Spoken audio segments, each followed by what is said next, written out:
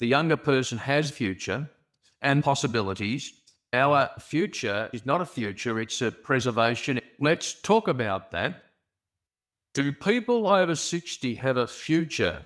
I know my co-host has some ideas. Monica, welcome to the show. Thank you, Mike. So we're talking about the idea, what's the future? That there's a tendency to use the word future with young people, not with retired persons. And you notice I didn't say old people. But here's where I'm going with that. I saw a television commercial, I want to say a Tuesday, Thursday of this past week. And the upshot of this is that the commercial of the university was trying to get kids excited about enrolling in their summer courses, and financial aid would be available. And the word future was dribbled through the commentary at least 4 times. And I got sat up and I said, you know who has more money than anybody else in this country? The baby boomers. You know who has time? The baby boomer. But you don't think of us as having a future. And that's what started me on this whole rigmarole. Because here's something I want you to think about. Banks won't give me a 30-year mortgage, but they're looking at the wrong actuary tables. The new tables that have come out are saying that if you've made it to 70, like I have, without any major health conditions, the probability that you're going to make it into your 90s is 50% greater. I'm sitting there looking at that thinking, I got some living left to do. What do I want to do with that? I have a future. That's really what I'm trying to say is, not only me, but you have a future, Mike. And I know you've had your health challenges, but I know you're now taking care of your health. So why would you dismiss having a future at this juncture in your life? Why do we accept that retirement is the end of the game when maybe retirement is the beginning of a whole new game? What do you think? You're fired up. You've got me fired up. But now you wrote a very interesting post, and I know this is your topic of interest overall. Don't retire. We don't retire, we rewire. And you've pitched your philosophy and your ideas specifically at women over 60. However, you're finding that more men are also joining and following your subscriptions. And I think it's a great thing. And I can see why. I mean, I'm 68, you're 70. We're in that age bracket where we fit into the over 60 category, the cohort that you mentioned. All right. So you wrote this post. Here's a few things, and you jump on one of these and fire us up, Monica, because I know you're the person. Okay, 3 quotes. A future is not something you age out of. That's number 1. Number 2, what would you attempt? I love this. What would you attempt if you fully believed the next chapter was as real and as open as any chapter that came before it, whether you're in your 20s, 30s, or 40s? And then the third one, young people are sold possibility. Older people are sold preservation. Preservation, I'm thinking of dead pieces of organs in methylated spirits to preserve. We don't want to be like that, do we? So which one of those quotes do you want to jump on? Again, my phone is wouldn't you know it that my tripod just decided to go kerplunk on me tonight?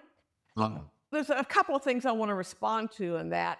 To my deep surprise and joy, all of a sudden I have a rush of people from 20 to 50, men and women, subscribing. Oh. Yeah, I know. And go, okay, hello, see you there. Come on in for the ride. They write and ask me permission, actually. Is it okay? I'm like, yeah. I'm not necessarily wanting to discriminate, but I'm going to keep the writing to what retired people deal with and work with. So anyway, could you respond? Give me those 3 questions again, please. How about I give you them, to be fair, give you them one at a time, because I pulled these out of your post of today, your time. A future is not something you age out of. No, it isn't. Except that the reason I wrote that is because I wanted to make people sit up and go, huh? What does she mean? And what I mean is we assume that we don't have a future because we've reached a certain age. And therefore, we stop thinking about what we want for ourselves. We just assume we have to accept what is coming to us or through us or around us by other people out of our own control. And that's just not true. Not at all is that true. I do not choose to think that I'm just a retired person, a little old lady sitting here living by herself, waiting for life to happen to me. I choose to say, I'm going to make choices and decisions for the life that I want to have. And I'll make choices today based on what I want to experience next week or next month, so on and so forth. It is really no different than the way young people are taught about how to plan for their future. Why did we stop planning for our future? Because we ended a full-time job. Retirement just means we ended a full-time job. Yeah. Then why would we go, oh, okay, I don't have a future anymore? That just seems really weird to me, I suppose is really what I want to say. And you said it well, and you've just explained it well. And you also mention in that post of today on your newsletter publication that in a way it's not our fault that you didn't write that literally, but this is my interpretation of what we're talking about here, because a lot of the marketing and the societal positioning that we read is very much geared towards the younger person has the future and the possibilities. Whereas, as you said, our future so much is not a future, it's a preservation. It's about taking it very slowly and, dare I say, quietly, one day at a time, preservation. And your positioning about rewiring, I wonder if it's about that we need to rewire our identity because we assume the identity that we're given. Yes, 1,000 times yes. Because if you just assume the identity, you wear the cloak of identity that society gives you, you don't even recognize that you have choices. You don't even recognize that you can think differently about what you want to do with your life. Now, there are people who will write to me and go, girl, I'm doing my own life. I don't care what anybody else says. I'm doing my own thing. But for the vast majority of women I come across, this is what I often hear from via private message or in email. Thank you. Nobody's ever told me I had a choice. It is so deeply ingrained into the subconscious of the general society, consciousness thinking, that you hit a certain age and you don't have a future.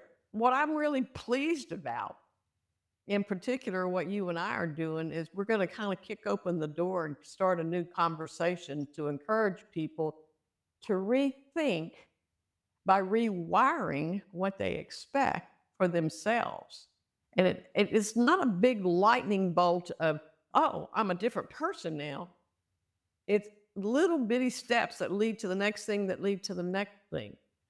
I personally have had a metamorphosis over the last 18 months just because I explored this topic every day. Mike, I do this 7 days a week, all day. This is always at the top of mind for me. It's become my life's project. I don't need to look for a passion and a purpose. I have one, though. But I know people feel like they have to find a purpose or a passion, but I want to throw this back to you because I want to know what your purpose and passion is, and that I have some thoughts about that. That's excellent. What you said then, you don't have to find your, maybe like in your case, the purpose will find you.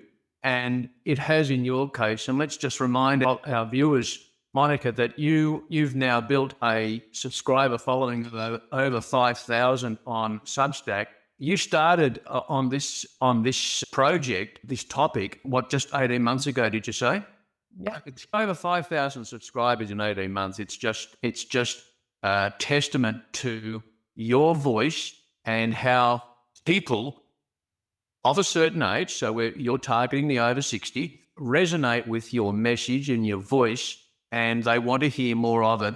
And I don't just read your posts, Monica, I read the comments too, and that's where the gold is. And you can read and hear in the voice and the message how women and men and your followers do certainly connect, and they share their own insights. And so what I wanted to ask is, okay, we're talking about rewiring and the identity that goes with rewiring. We have a future. What do we do with the future? Let's just backtrack a little bit, Monica. What is shall we call it in marketing terminology, and if you'll pardon me for doing so, because that's my background, the pain that people that we're talking to now may be feeling because they haven't yet reached that point where they've rewired and they're re-inspired to look into the future with positivity and possibilities. The pain could be that let me share my story. It is, very briefly, it is health related, but I fell into quite a deep depressive groove not that long ago when I had a heart attack and open heart surgery. And I started reading Dr. Google about what my future was and the average lifespan of one who has what I had done. And I suddenly started thinking, it's really, the future is stuffed. And that's our colloquial way of saying not good. When I started living my life in a delicate, timid, let's just preserve things way. And I had to snap myself out of it. And it wasn't that long ago that I did it, Monica. And I'm so glad Knock yourself out. I suppose I woke up one morning with a bit of an epiphany and thought, no, with a little bit of a terseness in my voice, no way, no. And just because I know that this is not about health or finances, but in my case, it was health related. It's the only way I can share this story, Monica. Just because the statistics show that people of my age who have this kind of a surgery have this kind of an average lifespan, there's nothing to say that I have to fall into that cohort of averages. And I'm sick. I had myself living until I'm 80, and that was my deadline. My father lived till he was 93. There's no reason why I can't live to 100, none whatsoever, and be very active. And so I wonder how many of our followers, our viewers right now, Monica, can relate to feeling like they're depressed, not just depressed mood, but in a depressed way of living. There's no spark, there's no activity. They feel like there's nothing in tomorrow to make them want to get up and get going today. Can you relate? Oh, absolutely. And I have a couple of points. So remind me to talk about alive, feeling alive.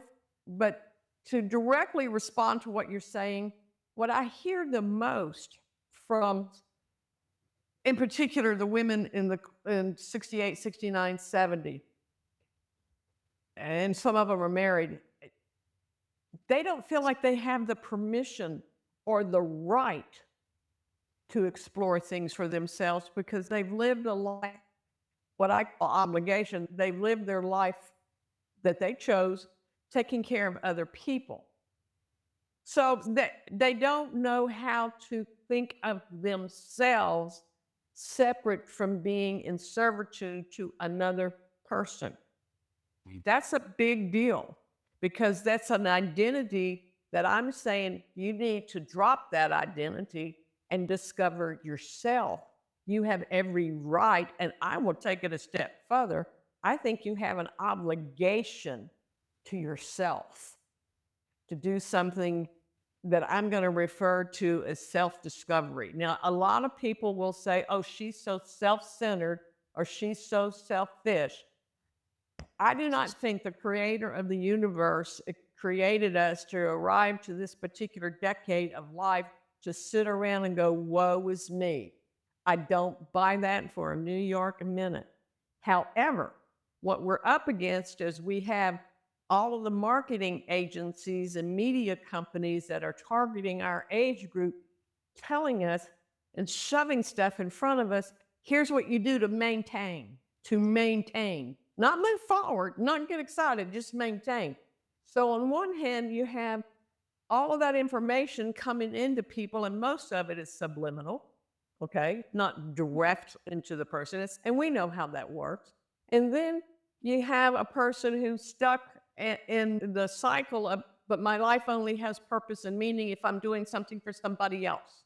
And they don't have any idea of what anything means to them for them to do. And here's where coming alive is really important. I did a little game with my breakthrough group Tuesday night. You're going to laugh. I said, I want you to sit right now and pretend like you are on a blind date. But you are on a blind date with yourself. Now, when we go on blind dates, as a rule, the whole general theory behind a blind date is you want to know something about the other person. So you kind of show up with the blind date ready with questions that you want to ask that other person, right? Why aren't you asking those same questions of yourself? Take time to go into your own self-discovery. So when I asked them to pretend and do it, and I'm not faulting anybody, and let me know that I need to refine this little exercise. They all kept answering the question as though they were talking to themselves, but they were answering the question, I'm going to go do this, and I do that, and I said, no, you're talking activities. You're talking activities. We want to know who you are.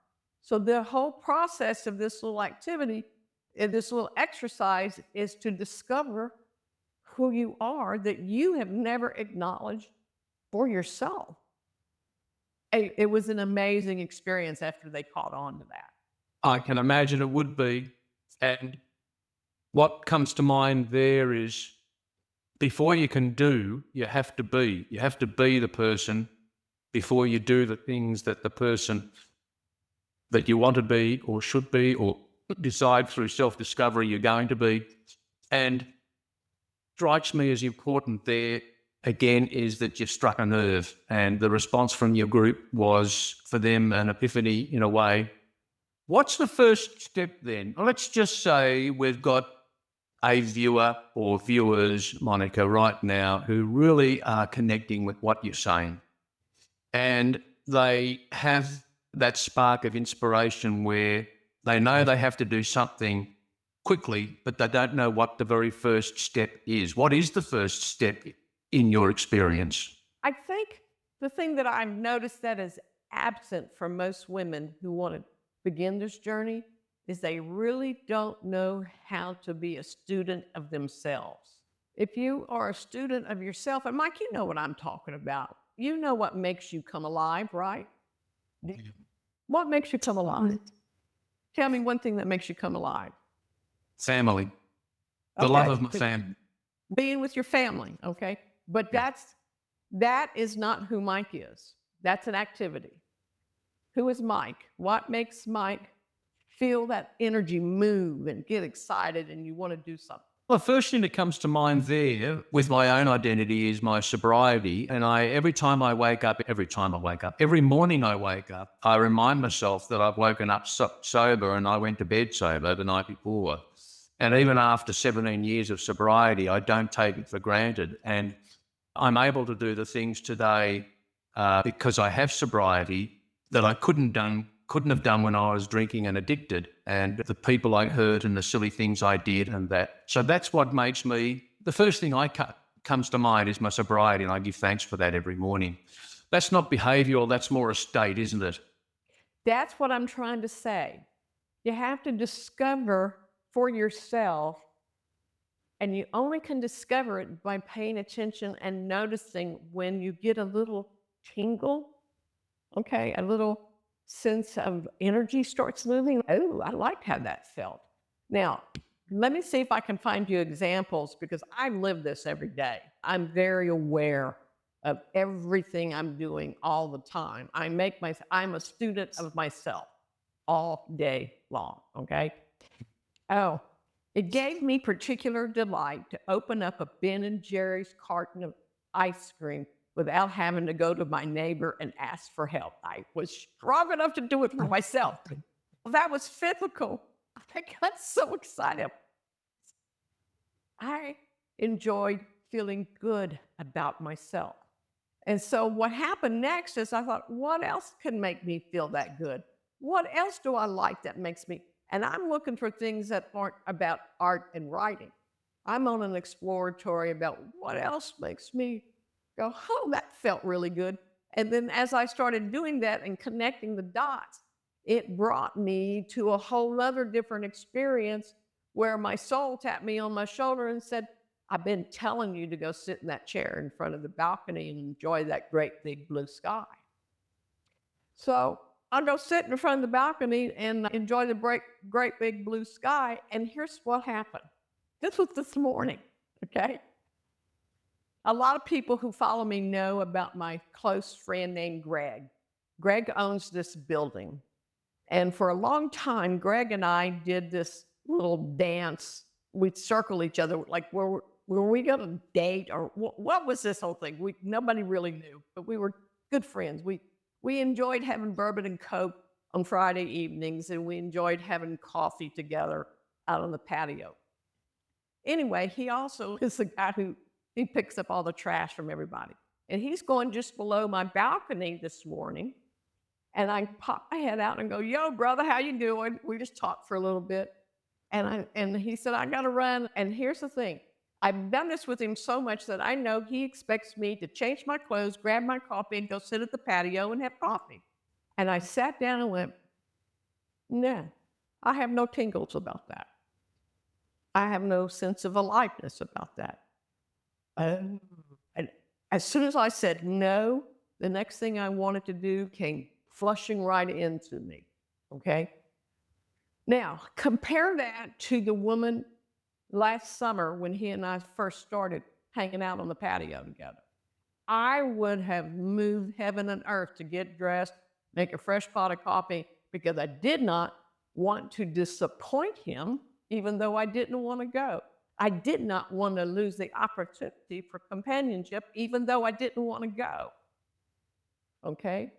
Now, the involvement of me, I've come to a place of going, brother, I'm not giving up my peace to go stick with you and have fun. What that makes me think is that we owe nobody nothing. That's bad grammar, but yeah, I hope the point is made. We don't owe anybody anything, especially when we reach this age, except to ourselves. And so this really ties in with what you've been talking about so far during this podcast. You did want me to remind you of something, the word alive, Monica. You asked me to write that down and remind you about alive. One of the things that I encourage people to do, if they're really wanting to rewire themselves, I want them to start keeping notes of when something happens that they didn't make happen, but somebody else did, or they made an observation. And notice when they get the little tingles, or when they felt alive, when it made them excited. It can be as simple as seeing the commercial for the other Bennett sister TV show on Britain, and the commercial comes through and you go, just that, ooh, right there. Notice it, write it down, log it down, and start building a pattern of noticing this, and you'll recognize what really is important to you and your soul. And that's data from which you can build some ideas of what you want your purpose and mission for your future to be. Yeah. Instead of just winking in the dark at a good-looking man because the lights aren't on, he can't see you, turn on the lights so the wing can be seen. You know what I mean? That's more profound than perhaps we think at first hearing it, because what you didn't say keep a journal, but that in a way that's kind of like what it is. And keeping a journal of, you say, tingles, another person might say when you notice a joy reaction within your body, you're thinking and you're feeling and the brain chemicals respond and you feel something come alive, rewire, and keep a journal of that. That's quite profound, because I know I don't even have to ask our viewers this to comment in that. And if before we wind up, if our viewers do have a particular question or comment, please write it in the messages there. I suppose just at this point, Monica, we should really thank our viewers who have been with us live, and we really do appreciate that. There have been some comments here. Do you think we should just acknowledge those? Sure, go ahead. Lisa Cat, thank you. Just come out standing at the gate of possibilities. Yes. Thank you for that. Lisa's, again, she's 63, retired at 58, but newly single and starting over. That's another phraseology. Lee, who have we got now? A good number of people Can I respond joining. to the possibility thing? Yes, please do. I have been there. I've been through 3 divorces. I have started over 3 times. And I have lost everything 3 times. Funny how that was all tied to marriages, but that's another story. When I talk about paying attention to what makes you alive, that's actually creating, I want to say, a trail or breadcrumb trail to possibilities. Is that all of a sudden possibilities become reasonable to you? Because right now, if you said, oh, I think it's possible that I might do a worldwide trip in a hot air balloon. Does that feel very possible to me right now? Not really. But if my soul started giving me little notices of being alive and breadcrumbs that led me to that, by the time I got to that decision, it would feel like a perfectly normal thing that I should be doing. We get tripped up in thinking that possibility is too big, so we stop thinking about it. You really even shouldn't think about what you think is possible. You should think about having an ability to hear the messages from your soul so you can get these breadcrumbs and line them all up and follow the pathway that it leads you to the very real thing that will define your future for you, which is what this whole thing is about tonight, is that you And have a future. Go ahead. Monica, what I'm reminded here is, again, 2 things. I can't remember where I heard it or from whom, but some advice was, if we hear of an opportunity or a possibility, and particularly at this stage of over 60 life in retirement, we may be inclined to say no. If an opportunity comes, the advice I heard some time ago was just say yes to everything, because that will totally open up the possibilities that maybe your own state of mind or frame at the moment is negating, and you therefore aren't expanding and opening up the possibilities for rewiring and living a life with a future. The other thing, thanks, Monica, the other thing that comes to mind, this is entering into mysticism, and I'm not sure how far you want to go into that, but I follow, all right, it was a bit of woo-woo, but I'm into that. There's a mystic that I followed for years, his name, and some of our viewers will know of the name, and if you do, give us a heart to know. His name is Neville Goddard.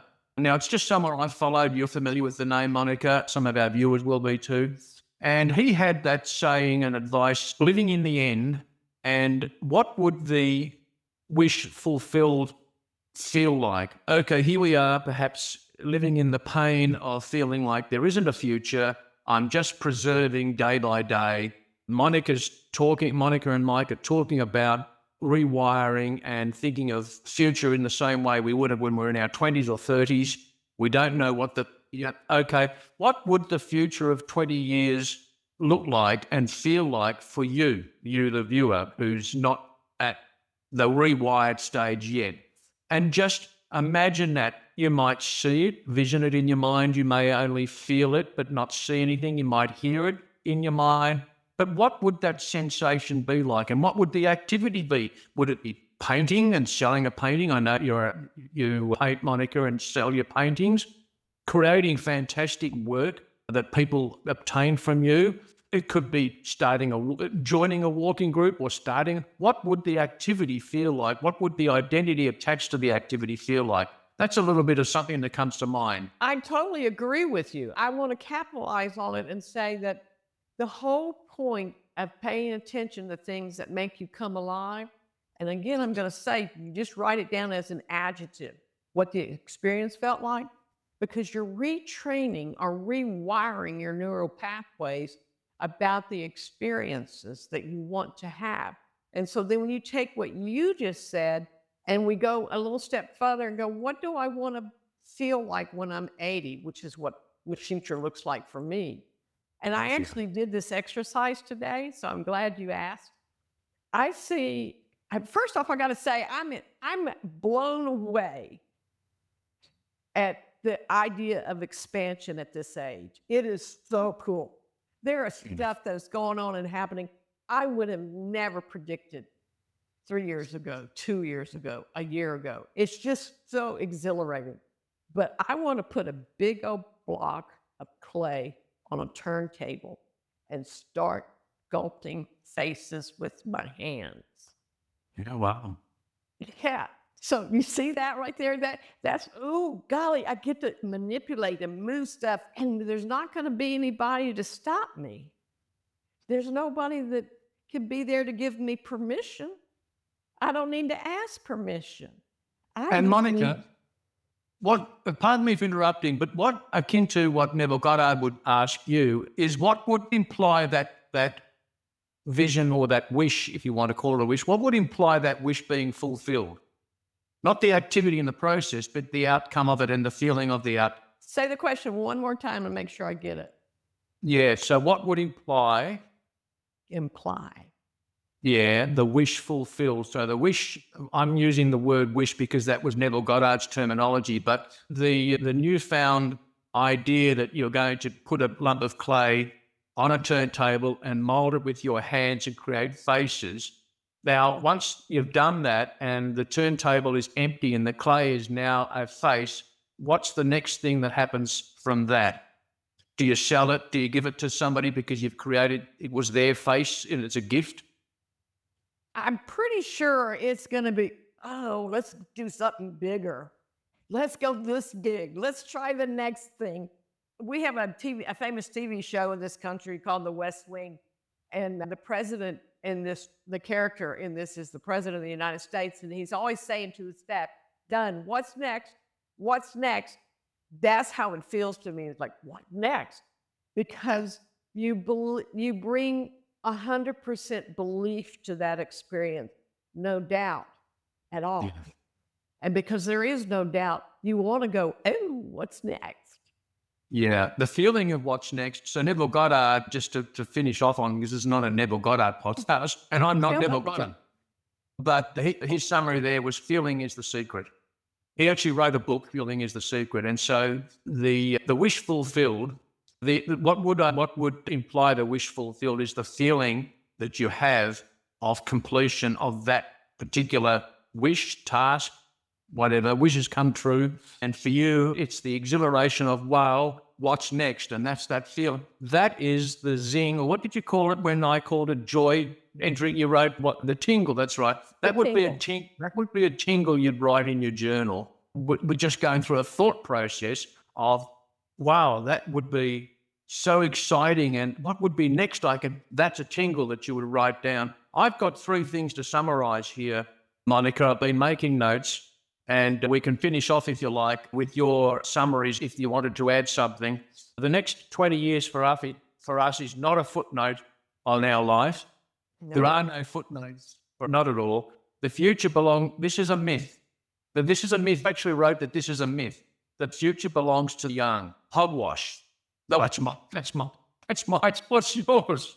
My summary, I'm going to add on to that and just say the future does not belong to anybody.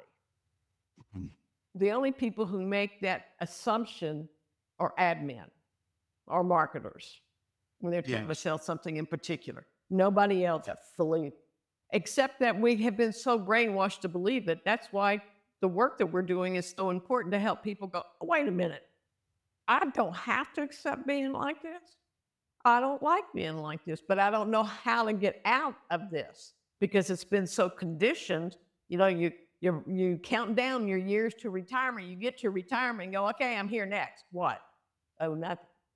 And then you sit on the couch and watch Netflix and eat potato chips because you didn't have a plan for your future. Yeah. Right? Yeah.